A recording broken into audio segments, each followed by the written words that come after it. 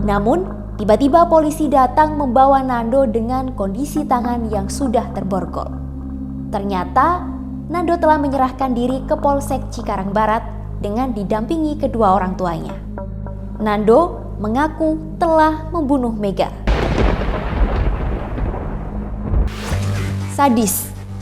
Itulah kata yang pas untuk menggambarkan aksi keji Nando terhadap istrinya Mega. Ia tega membunuh istrinya, lalu memandikan jenazahnya dan menidurkan di samping anak-anaknya. Lantas, apa yang membuat Nando sampai tega melakukan kejahatan itu? Bersama saya, Musayada Husnul, jurnalis Kompas.com. Jadi, gini ceritanya. Nando Kusumawardana dan Mega Suryani Dewi adalah pasangan suami istri yang tinggal di kontrakan di Cikarang Barat, Kabupaten Bekasi. Mega dan Nando ini sudah menikah kurang lebih 4 tahun dan juga udah punya anak 2. Anak pertamanya laki-laki berusia 3 tahun dan satu lagi perempuan baru berusia 18 bulan. Menurut tetangga kontrakan, Nando ini orangnya tertutup. Bahkan mereka hanya sesekali melihat Nando keluar dari kontrakan mungkin siang atau sore hari. Berbeda dengan Nando, Mega dikenal sebagai sosok yang ramah dan ceria. Meski kelihatan lebih terbuka daripada Nando, Mega ini juga bukan tipikal orang yang akan menceritakan masalah rumah tangganya ke orang-orang sekitar. Selama membina rumah tangga, ternyata Mega ini udah sering banget dapat kekerasan fisik dari Nando. Waktu itu anak mereka yang pertama baru berusia 1 bulan. Mega dan Nando bertengkar hebat di rumah orang tua Mega. Gara-gara pertengkaran itu, Mega dan Nando akhirnya memutuskan untuk berpisah rumah selama 1 tahun. Setelah berpisah 1 tahun, gak tahu apa alasannya, Mega dan Nando memilih untuk berdamai dan memutuskan untuk ngontrak bersama di Cibubur. Sayangnya, setelah memutuskan untuk tinggal bersama, hubungan Nando dan Mega tak lantas kembali membaik. Saat Mega hamil anak kedua, Nando kembali melakukan KDRT. Beruntungnya saat itu Mega ditolong oleh temannya dan diantarkan pulang ke rumah orang tuanya. Mega pun memutuskan untuk tinggal di rumah orang tuanya sampai melahirkan anak kedua. Tapi lagi-lagi, Nando dan Mega berbaikan dan memutuskan untuk tinggal bersama, mengontrak di dekat rumah orang tua Mega di kawasan Cikarang. Setelah memutuskan kembali hidup bersama di Cikarang, apakah kehidupan rumah tangga Nando dan Mega berubah menjadi harmonis? Sayangnya enggak. 7 Agustus 2023, lagi-lagi Nando melakukan KDRT. Setelah dianiaya, Mega dikurung Nando di dalam kontrakan.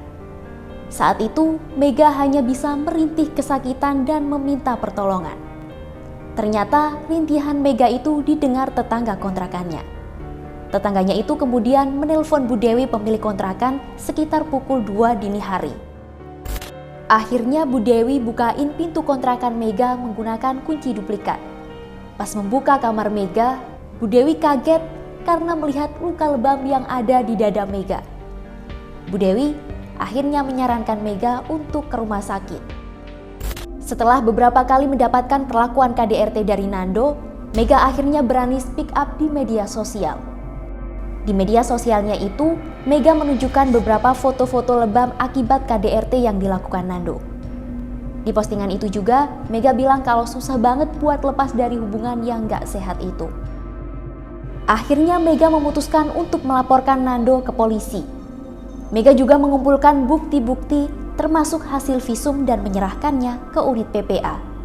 Tapi laporan itu seolah-olah menguap begitu saja. Soal ini, polisi bilang sudah mengirimkan surat panggilan kepada Mega pada tanggal 21 Agustus 2023 ke rumah orang tua Mega. Namun, Mega tak menghadiri pemanggilan itu. Kemudian pada tanggal 28 Agustus, polisi kembali memanggil Mega melalui WhatsApp. Namun menurut polisi, Mega justru memberi kabar sudah berdamai bahkan tinggal lagi serumah dengan suaminya. Itulah yang membuat pihak kepolisian tak lagi melanjutkan kasus ini. Di sisi lain dari keterangan ibunda Mega yang bernama Linda, justru Nando lah yang mengirim pesan WhatsApp itu kepada polisi mengenai klaim dirinya telah berdamai dengan Mega.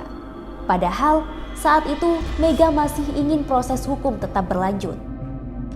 Menurut pakar hukum pidana Abdul Fikar Hajar, pihak kepolisian tak seharusnya memberhentikan kasus ini hanya karena salah satu pihak mengklaim telah berdamai.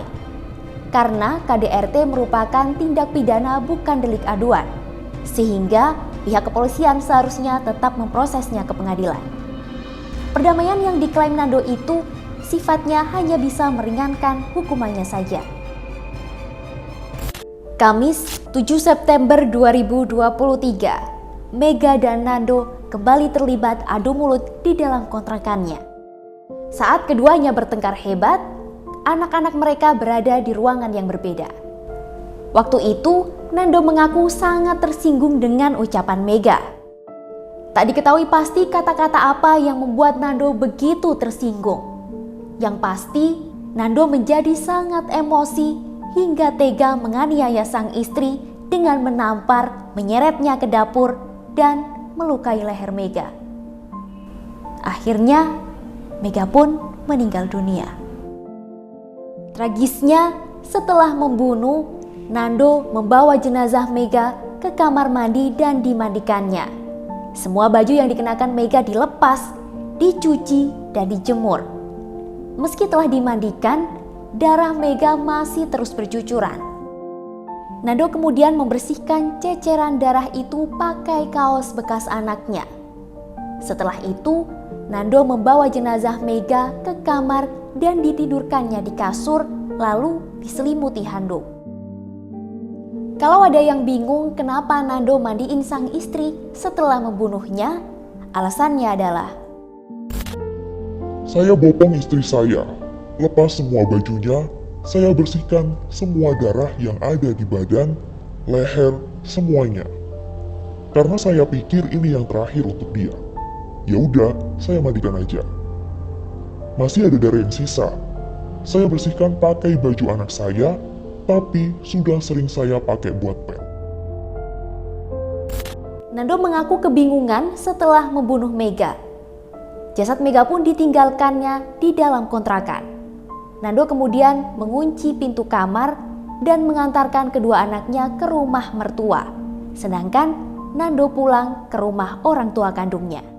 8 September 2023, Ibunda Mega, Linda, menelpon nomor Mega untuk menanyakan kapan akan menjemput kedua cucunya itu.